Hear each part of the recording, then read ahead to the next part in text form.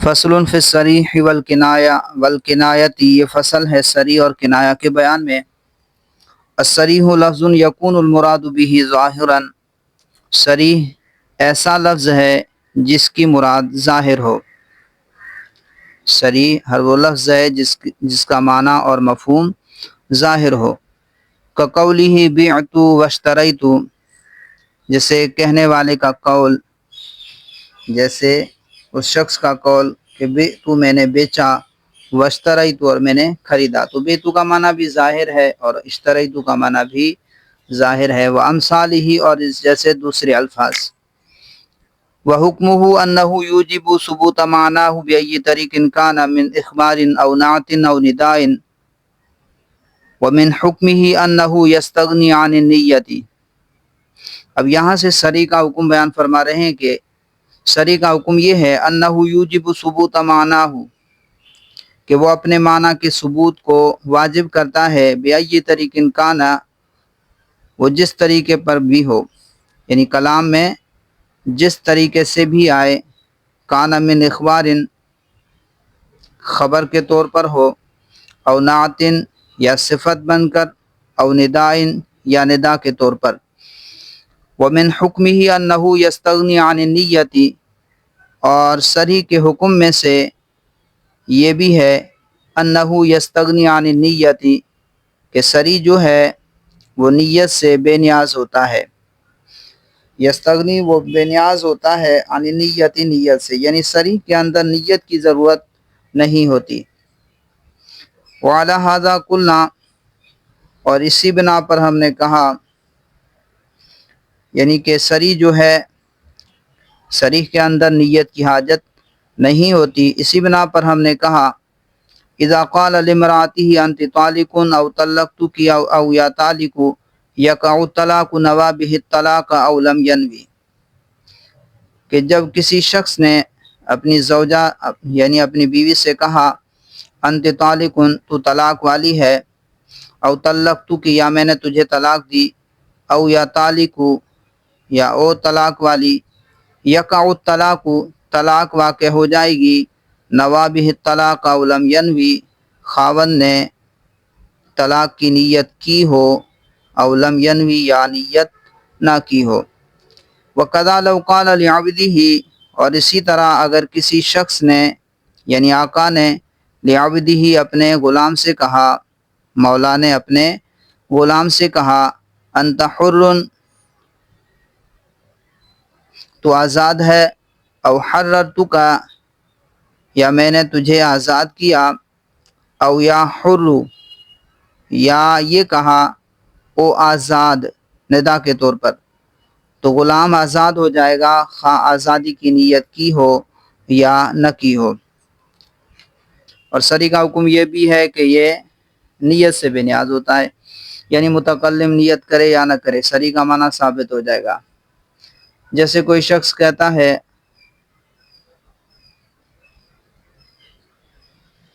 کوئی شخص اپنی بیوی سے کہے انت طالق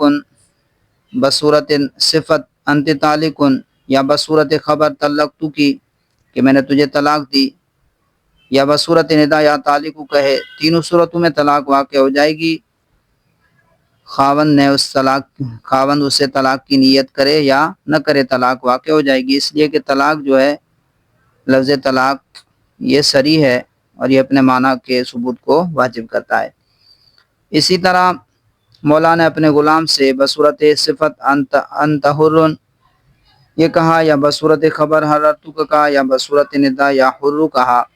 چونکہ لفظ حر باب تحریر میں صریح ہے اور یہ اپنے معنی کے ثبوت کو واجب کرتا ہے، تو تینوں صورتوں میں غلام کیا ہو جائے گا؟ آزاد ہو جائے گا، خواہ آقا نے آزادی کی نیت کی ہو یا نہ کی ہو۔ وعلی ھذا قلنا، اور اسی بنا پر ہم نے کہا کہ صریح کا معنی ظاہر ہوتا ہے، صریح وہ ہے جس کا معنی ظاہر ہو، تو صریح کے اندر نیت کی حاجت نہیں ہوتی، صریح کا معنی ظاہر ہوتا ہے اور صریح لفظ اپنے معنی کے ثبوت کو واجب کرتا ہے۔ مثال کے طور پر اگر کوئی شخص تسبیح پڑھ رہا تھا، سبحان اللہ سبحان اللہ الحمدللہ الحمدللہ، بیوی سامنے بیٹھی ہوئی ہے اور اس کی زبان پر جاری ہو گیا انت طالق، تو اسے طلاق ہو جائے گی، خانیت کرے یا نہ کرے، کیونکہ یہ انت طالقن باب طلاق میں کیا ہے؟ صریح ہے۔ وعلیٰ قلنا، اور اسی بنا پر ہم نے کہا ان تیمم یفید الطہارۃ لأن قولہ تعالی ولکن یرید لیطہرکم صریح فی حصول الطہارۃ بہ، وللشافعی فیہ قولان احدہما انہ طہارۃ ضروریۃ والآخر انہ لیس بطہارۃ بل هو ساتر للحدث۔ اب یہاں سے مصنف علیہ الرحمہ یہ بیان فرما رہے ہیں کہ احناف کے ہاں تیمم جو ہے طہارت کاملہ ہے، طہارت مطلقہ ہے، طہارت کاملہ ہے، جبکہ امام شافعی کے اس میں دو قول ہیں۔ احناف کی دلیل یہ ہے کہ اللہ تعالیٰ نے قرآن مجید میں وضو اور تیمم کو بیان کرنے کے بعد فرمایا کہ وضو اور تیمم سے ہمارا مقصود کیا ہے؟ کہ آپ کو پاک کرنا مقصود ہے۔ وَلَٰكِن يُرِيدُ لِيُطَهِّرَكُمْ، لیکن اللہ چاہتا ہے کہ وہ تمہیں پاک کر دے۔ تو لِيُطَهِّرَكُمْ یہ تیمم کے ذریعے حصول طہارت میں صریح ہے، لہذا معلوم ہوا کہ تیمم بھی وضو کی طرح طہارت کاملہ ہے، یعنی جس طرح وضو سے طہارت کاملہ حاصل ہوتی ہے، اسی طرح تیمم سے بھی طہارت کاملہ حاصل ہوتی ہے۔ لیکن امام شافعی کے نزدیک تیمم طہارت ضروریہ ہے، لیکن شریعت نے اس کو ایک ضرورت کی بنا پر مطہر مان لیا ہے، تو یہ طہارت ضروریہ ہے۔ اور امام شافعی کے نزدیک تیمم طہارت ضروریہ ہے، ایک قول یہ ہے۔ اور دوسرا قول یہ ہے کہ امام شافعی فرماتے ہیں کہ تیمم جو ہے وہ ساتر للحدث ہے، یعنی مزیل حدث نہیں ہے، حدث کو دور کرنے والا نہیں ہے، زائل کرنے والا نہیں ہے، بلکہ ساتر حدث ہے۔ وہ دلیل یہ دیتے ہیں کہ دیکھیں جب تیمم کرنے والا پانی کو دیکھ لے تو اس پر یہ حکم لگایا جاتا ہے کہ اس کا تیمم جو ہے باطل ہو گیا، لہذا اس کو وضو کرنا ضروری ہے۔ تو اس حکم کا لگایا جانا اس بات کی دلیل ہے کہ سابقہ حدث لوٹ آیا، اور سابقہ حدث کا لوٹ آنا اس بات کی دلیل ہے کہ حدث زائل ہی نہیں ہوا تھا بلکہ مستور ہو گیا تھا، چھپ گیا تھا، کیونکہ جو چیز زائل ہو جائے وہ لوٹ کر نہیں آتی۔ تو اس سے معلوم ہوا کہ تیمم مزیل حدث نہیں ہے بلکہ ساتر حدث ہے۔ اگر مزیل حدث ہوتا تو یہ حکم نہ لگایا جاتا، تو معلوم ہوا کہ یہ مزیل حدث نہیں بلکہ ساتر حدث ہے۔ تو احناف جواب دیتے ہیں کہ تیمم کرنے والے کا دوران نماز پانی کو دیکھ لینے پر جو تیمم کے ابطال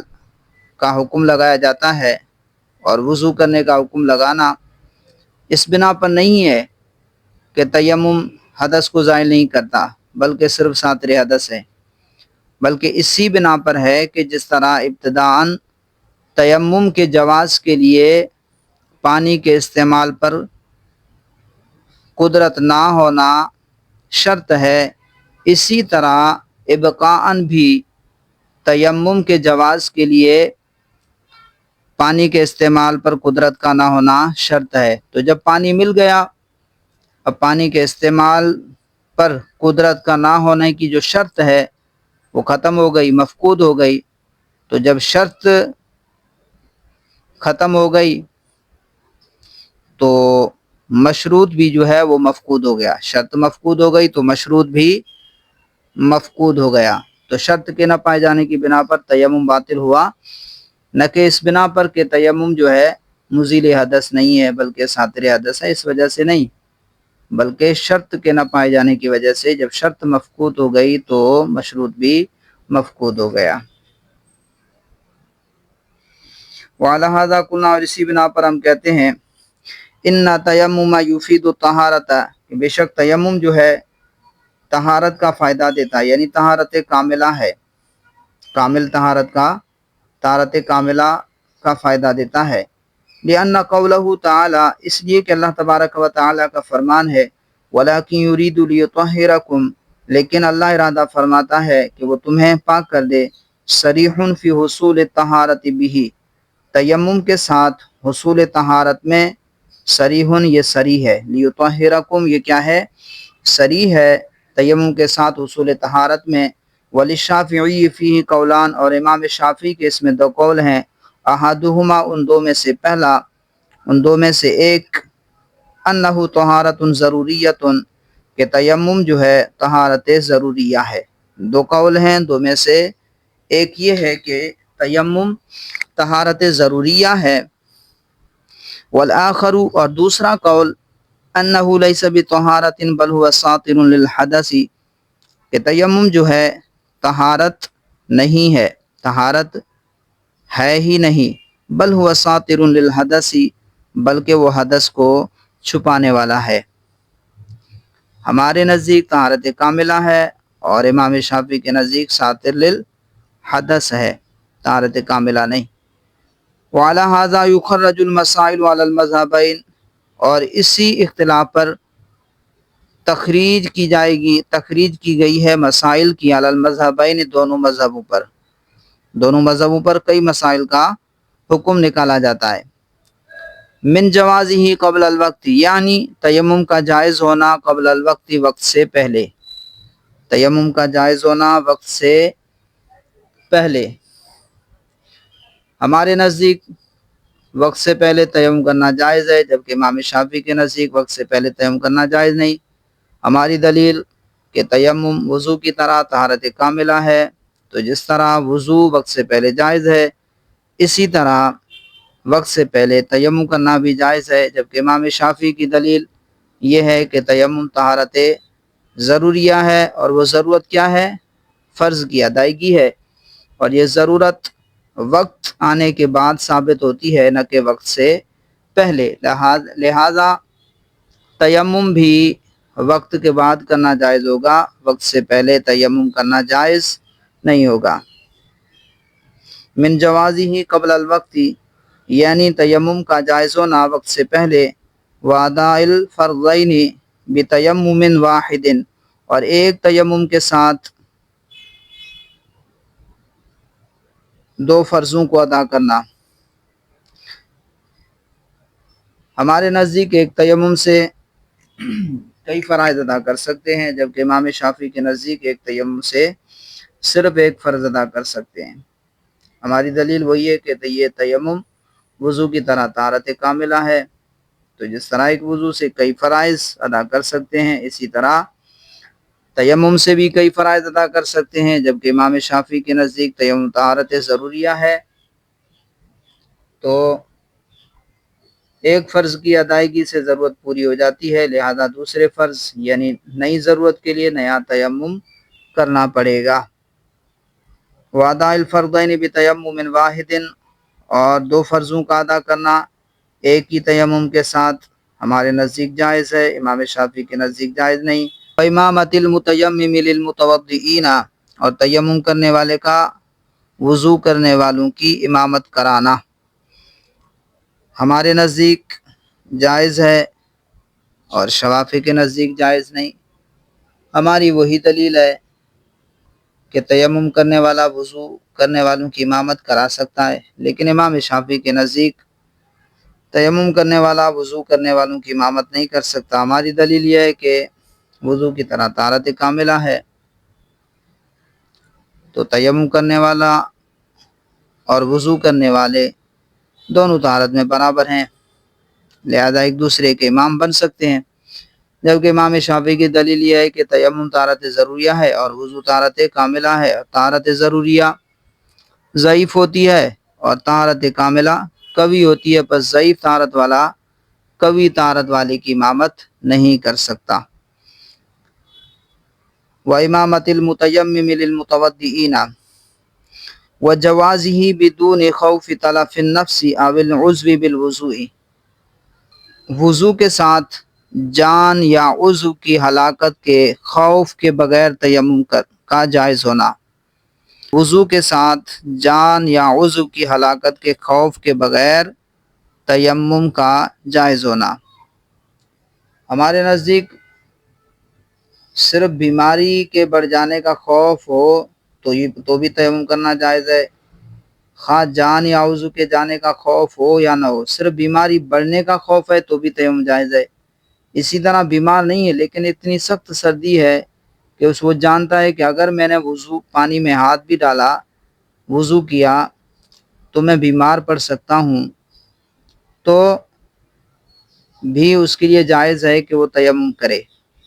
بیمار ہونے کا خوف ہے تو بھی تیمم کر سکتا ہے، یا بیماری بڑھ جانے کا خوف ہے تو بھی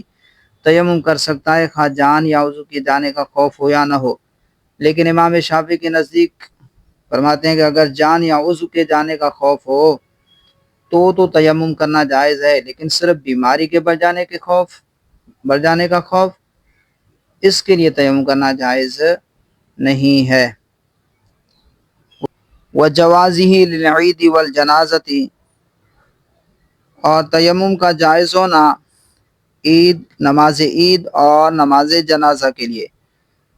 ہمارے نزدیک جائز ہے عید کے لیے تیمم کرنا، اور نماز جنازہ کے لیے تیمم کرنا امام شافعی کے نزدیک جائز نہیں ہے۔ ہمارے نزدیک عید اور جنازے کے لیے ابتداءً اور بناءً دونوں طرح تیمم کرنا جائز ہے۔ اب ابتداءً کسے کہتے ہیں؟ ابتداءً کا مطلب یہ ہے کہ ایک آدمی نماز عید پڑھنے کے لیے حاضر ہوا، اب اس کا وضو ہی نہیں تھا، نماز جماعت کھڑی ہو گئی نماز عید کی، اب اگر وہ وضو کرتا ہے تو نماز کے ضائع ہو جانے کا اندیشہ ہے، خوف ہے، تو اس کے لیے جائز ہے کہ وہ تیمم کر لے۔ اور بنان کا مطلب یہ ہے کہ کوئی آدمی عید کی نماز پڑھ رہا تھا، نماز پڑھتے ہوئے اس کا وضو ٹوٹ گیا، اب اگر وضو کرے گا تو اس کی نماز عید ضائع ہو جائے گی، نماز عید کے ضائع ہو جانے کا خطرہ ہے، تو اس کے لیے جائز ہے کہ وہ تیمم کر لے۔ جبکہ امام شافعی کے نزدیک عید اور جنازے کی نماز کے لیے تیمم کرنا جائز نہیں ہے۔ ان کی دلیل یہ ہے کہ نماز عید اور نماز جنازہ فرض ہی نہیں ہے، اور تیمم طہارت ضروریہ ہے اور ضرورت ادائے فرض ہے، لہذا نماز عید اور نماز جنازہ کے لیے تیمم جائز نہیں ہے۔ وَجَوَازِهِ بِنِيَّةِ الطَّهَارَةِ، اور اسی طرح تیمم کا جائز ہونا طہارت کی نیت کے ساتھ، یعنی طہارت کی نیت سے تیمم کرنا ہمارے نزدیک جائز ہے، امام شافعی کے نزدیک جائز نہیں۔ ہمارے نزدیک طہارت کی نیت سے تیمم جائز ہے، اور امام شافعی کے نزدیک جائز نہیں ہے، محض طہارت اور ثواب کی نیت سے تیمم کیا جائے۔ ہماری دلیل کہ تیمم بھی وضو کی طرح طہارت کاملہ ہے، تو جس طرح محض طہارت اور ثواب کی نیت سے وضو جائز ہے، اسی طرح تیمم بھی جائز ہے۔ امام شافعی فرماتے ہیں کہ تیمم طہارت ضروریہ ہے، اور وہ ضرورت کیا ہے؟ ادائیگی، فرض کی ادائیگی ہے، لہذا فرض کی ادائیگی کے علاوہ صرف طہارت اور ثواب کی نیت سے تیمم کرنا یہ جائز نہیں ہے۔ والکنایۃ، اور کنایا، اب یہاں سے کنایا کا بیان فرما رہے ہیں۔ ہی ما استتر معناہ، کنایا وہ ہے، یعنی کنایا وہ لفظ ہے جس کی مراد، جس کا معنی پوشیدہ ہو۔ والمجاز قبل ان یصیر متعارفا بمنزلۃ الکنایۃ، اور مجاز متعارف ہونے سے پہلے کنایا کے مرتبے میں ہوتا ہے، کنایا کے درجے میں ہوتا ہے۔ وحکم الکنایۃ ثبوت الحکم بها عند وجود النیۃ او بدلالۃ الحال، اذ لا بد له من دلیل یزول به التردد ویترجح به بعض الوجوہ۔ اب یہاں سے کنایا کا حکم فرما رہے ہیں۔ کنایا کسے کہتے ہیں؟ کنایا وہ لفظ ہے جس کا معنی پوشیدہ ہو، اور حکم، کنایا کا حکم، ثبوت الحکم بها، کہ اس کے ساتھ حکم کا ثابت ہونا ہے، کب؟ عند وجود النیت، نیت کے پائے جانے کے وقت، او بدلالت الحال، یا دلالت حال کے ساتھ۔ کنایا کا حکم اس وقت ثابت ہوگا یا تو متکلم کی نیت ہو یا دلالت حال ہو۔ اب اس کی تشریح کرتے ہیں، یہ اس کا حکم پڑھ لیں پورا۔ اذ لا بد له من دلیل، اس لیے کہ ضروری ہے اس کے لیے، یعنی حکم کے ثابت ہونے کے لیے من دلیل ایسی دلیل کا ہونا یزول بہ التردد جس دلیل سے تردد دور ہو جائے ویترجح بہ بعض الوجوہ اور اس دلیل کے ذریعے راجح ہو جائے کوئی ایک معنی، اس کے ذریعے کوئی ایک معنی راجح ہو جائے، ترجیح پا جائے۔ وَلِهَذَا الْمَعْنَى سُمِّيَ لَفْظُ الْبَيْنُونَةِ وَالتَّحْرِيمِ كِنَایَةً فِي بَابِ الطَّلَاقِ لِمَعْنَى التَّرَدُّدِ وَاسْتِتَارِ الْمُرَادِ لَا أَنَّهُ يَعْمَلُ عَمَلَ الطَّلَاقِ۔ اسی وجہ سے وَلِهَذَا الْمَعْنَى اسی علت کی بنا پر، اسی علت کی وجہ سے، یعنی معنی کے پوشیدہ ہونے کی وجہ سے سُمِّيَ لَفْظُ الْبَيْنُونَةِ وَالتَّحْرِيمِ کے نام دیا گیا ہے لفظ البینونۃ والتحریم، لفظ بینونہ اور لفظ تحریم کو کنایتاً، کون سا نام؟ کنایا، فی باب الطلاق، طلاق کے باب میں۔ اسی وجہ سے لفظ بینونت اور تحریم کو طلاق کے باب میں کنایا کا نام دیا گیا ہے۔ لمعنی التردد، معنی میں تردد کی وجہ سے، معنی کے تردد کی وجہ سے، واستتار المراد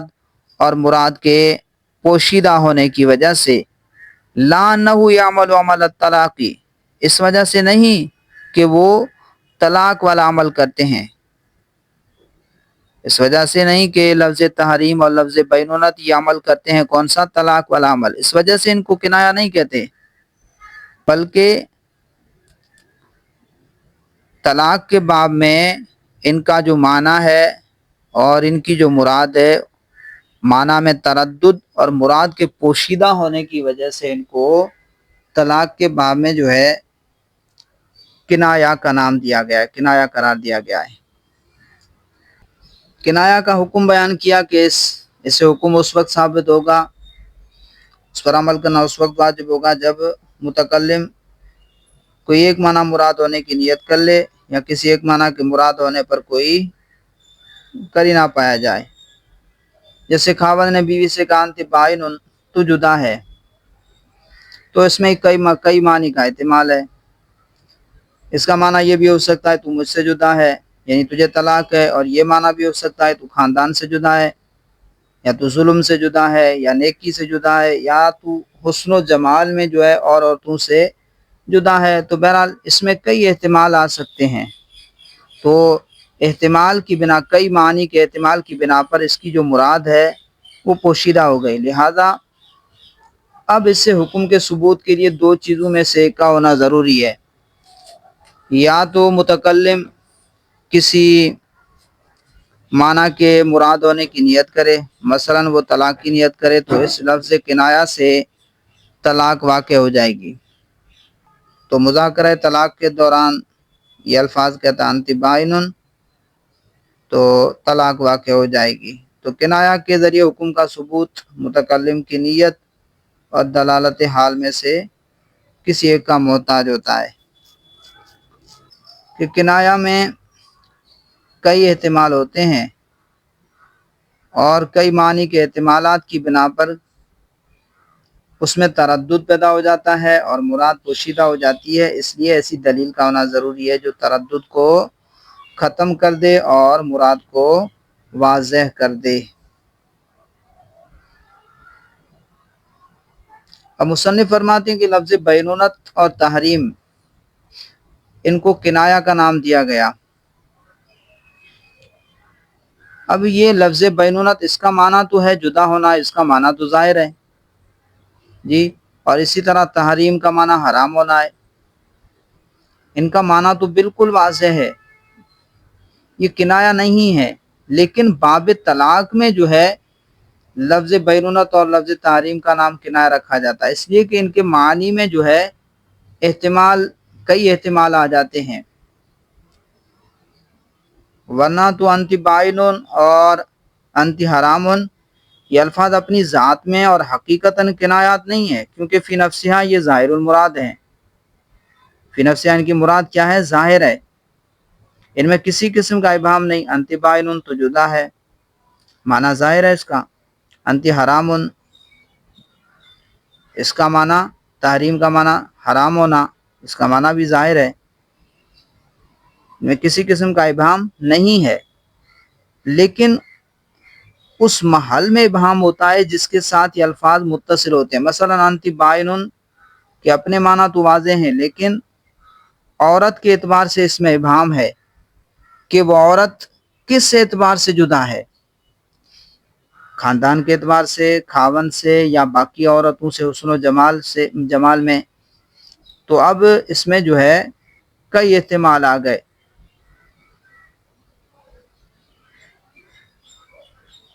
تو ان احتمالات کی بنا پر جو ہے طلاق میں ان کو مجازن کنایات کہہ دیا جاتا ہے۔ کئی معنی کے احتمال کی وجہ سے طلاق کے باب میں ان کو کنایا کہا جاتا ہے۔ والکنایۃ ہی مستتر معنی ہو، اور کنایا وہ لفظ ہے جس کا معنی پوشیدہ ہو۔ والمجاز قبل ان یصیر متعارفا بمنزلۃ الکنایۃ، اور مجاز متعارف ہونے سے پہلے کنایا کے مرتبے میں ہوتا ہے، کنایا کے درجے میں ہوتا ہے۔ وحکم الکنایۃ، اور کنایا کا حکم ثبوت الحکم بہا کہ اس کے ساتھ حکم کا ثابت ہونا ہے، عند وجود نیت، نیت کے پائے جانے کے وقت، او بدلالت الحال، یا دلالت حال کے ساتھ۔ اذ لا بد له من دلیل یزول به التردد ویترجع به بعض الوجوہ، اس لیے کہ ضروری ہے اس کے لیے، یعنی اس کے کنایا کے حکم کے ثابت ہونے کے لیے، من دلیل، ایسی دلیل کا ہونا، یزول به التردد، جس دلیل کے ذریعے تردد دور ہو جائے، ویترجع به بعض الوجوہ، اور ترجیح پا جائے اس دلیل کے ذریعے، بعض الوجوہ کوئی ایک معنی، اور ترجیح پا جائے کوئی ایک معنی اس دلیل کے ذریعے۔ ولہذا المعنی، اور اسی علت کی بنا پر، یعنی کنایا کو جو ہے معنی میں تردد ہوتا ہے اور مراد جو ہے اس کی پوشیدہ ہوتی ہے، اسی وجہ سے سمی لفظ البینونۃ والتحریم، کہ لفظ بینونہ اور تحریم کا نام دیا گیا ہے کنایتاً کنایا، فی باب الطلاق، طلاق کے باب میں، لما عن التردد واستتار المراد، معنی کے تردد کی وجہ سے اور مراد کے پوشیدہ ہونے کی وجہ سے، لا انہ یعمل عمل الطلاق، اس وجہ سے نہیں کہ یہ طلاق والا عمل کرتے ہیں، کہ لفظ تحریم اور لفظ بینونہ یہ عمل کرتے ہیں طلاق والا عمل، اس وجہ سے ان کو کنایا نہیں کہتے، بلکہ طلاق کے باب میں ان کے معنی میں تردد اور مراد کے پوشیدہ ہونے کی وجہ سے ان کو کنایا کہا جاتا ہے۔ وَيَتَفَرَّعُ مِنْهُ حُکْمُ الْكِنَایَاتِ فِي حَقِّ عَدَمِ وِلَایَةِ الرَّجْعَةِ، اور اسی سے کنایات کا حکم نکالا جاتا ہے، فی حق عدم ولایت الرجعۃ، رجوع کے ولایت کے نہ ہونے کے حق میں، رجوع کی ولایت کے نہ ہونے کے حق میں۔ وَلِوُجُودِ مَعْنَى التَّرَدُّدِ فِي الْكِنَایَةِ لَا يُقَامُ بِهَا الْعُقُوبَاتُ،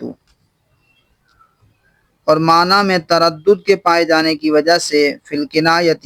کنایا میں، لا یقام بها العقوبات، تو ان کنایات کے ساتھ عقوبات کو، یعنی حدود کو قائم نہیں کیا جائے گا۔ سزائیں دو قسم کی ہیں، ایک حد اور ایک تعزیر۔ حد اسے کہتے ہیں جو من جانب اللہ ہو، اور تعزیر جو ہے یہ قاضی کے سپرد ہوتا ہے۔ حد کے اندر کسی کو اختیار نہیں ہوتا کہ اس میں کمی بیشی کرے، تو کنایا الفاظ کے ذریعے جو ہے حد کو قائم، حدود کو قائم نہیں کیا جائے گا، الفاظ کنایا کے ذریعے حدود قائم نہیں کی جائیں گی۔ حتی لو اقر علی نفسہ فی باب الزنا والسرقۃ، حتی لو اقر علی نفسہ، یہاں تک کہ اگر کسی نے اقرار کر لیا، یعنی کنایا کے طریقے پر، علی نفسہ، اپنے آپ پر، فی باب الزنا، زنا کے باب میں، والسرقۃ، یا چوری میں، لا یقام علیہ الحد، تو اس پر حد قائم نہیں کی جائے گی، ما لم یذکر اللفظ الصریح، جب تک کہ وہ لفظ صریح کو ذکر نہ کرے۔ اگر کسی نے اپنے آپ پر زنا کا یا چوری کا اقرار کیا لیکن لفظ کنایات کے ذریعے، تو اس پر حد قائم نہیں کی جائے گی جب تک کہ وہ لفظ صریح ذکر نہ کرے۔ یعنی کوئی شخص یہ کہتا ہے کہ جامعتو فلانتا، کہ میں نے فلاں سے جامعتو فلانتا، اب اس میں جو ہے کئی معنی کا احتمال ہے، اس میں کئی معنی کا احتمال ہے کہ میں نے اس سے جمع ہوا، اس کے ساتھ جمع ہوا، اور اس کا معنی یہ بھی ہے کہ میں نے اس سے جمع کیا۔ تو اب کیونکہ اس میں کئی معنی کا احتمال ہے،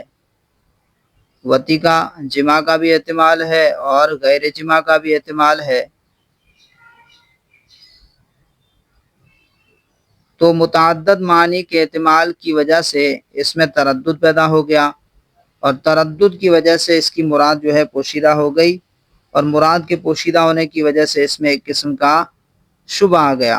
اور حدیث میں ہے کہ الحدود تندرح بالشبہات،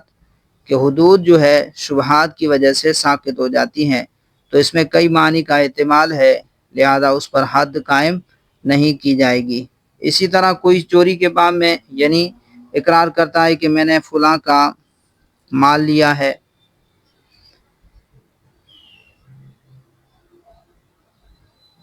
کہ میں نے زید کا مال میرے پاس ہے، یا اخذت مال زید، میں نے زید کا مال لیا ہے، تو محض اس اقرار کی بنا پر اس پر چوری کی حد قائم نہیں کی جائے گی، کیونکہ زید کا مال میرے پاس ہے، تو اس میں کئی احتمال ہیں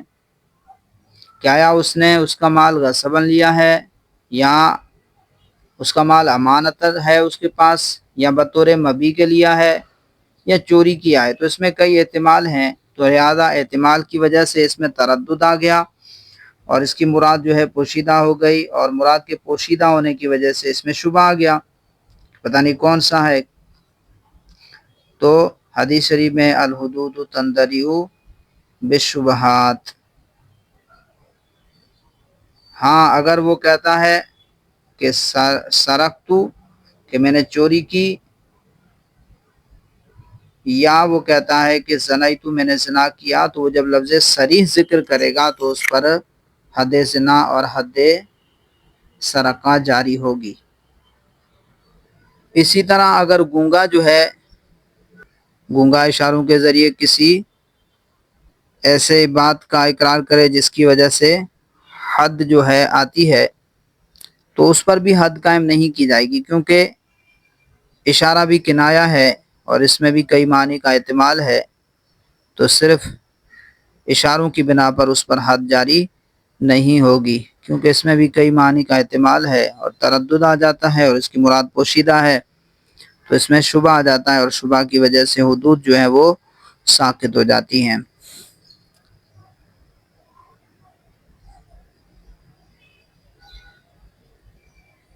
وَيَتَفَرَّعُ مِنْهُ حُكْمُ الْكِنَایَاتِ، ہے اسی سے کنایات کا حکم فی حق عدم ولایت الرجعتی، رجوع کی ولایت کے نہ ہونے کے حق میں، وَلِوُجُودِ مَعْنَى التَّرَدُّدِ فِي الْكِنَایَةِ لَا يُقَامُ بِهَا الْعُقُوبَاتُ،